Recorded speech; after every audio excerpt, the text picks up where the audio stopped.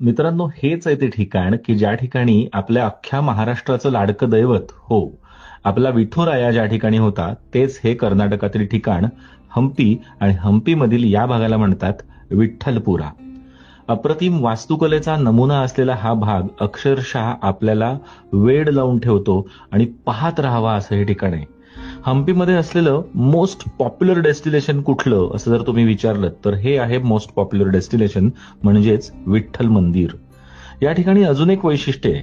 ते असं आहे की या ठिकाणी असलेला हा दगडी रथ की ज्याची चाकं जागेवर गोल फिरायची एकेकाळी. किती सुंदर वास्तुकला असेल तुम्ही कल्पना करू शकता.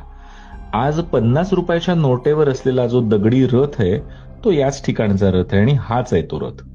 विठ्ठल मंदिराच्या प्रत्येक खांबांमधून सप्तसूर आजही ऐकू येतात. दगडी खांबांमधून सप्तसूर कसे ऐकू येतात याचं कोडं शास्त्रज्ञांना अजूनही सुटलेलं नाहीये.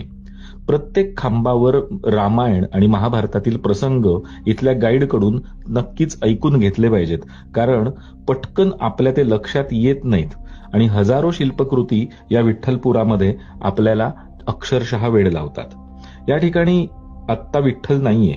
मुघल सुलतानांनी जेव्हा आक्रमण केलं तेव्हा काही महिने या ठिकाणी फक्त तोडफोडच झाली. तरीही आज जे उभं आहे ते पाहून आपण स्थितप्रज्ञ होतो, भारावून जातो. मग